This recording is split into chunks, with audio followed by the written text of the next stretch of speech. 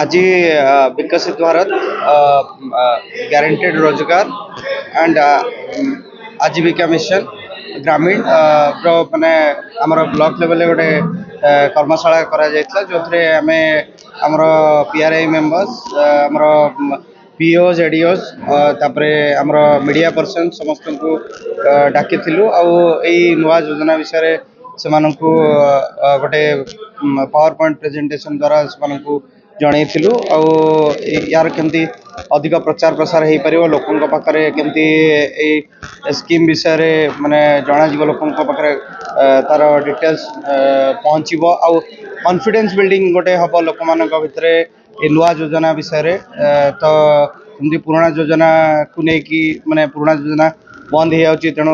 भितर गोटे डर थिला जे कौन केमती से रोजगार केमती पाइबे तो नुआ योजना केमती से रोजगार को केमती प्रोटेक्ट करिवो आ केमती से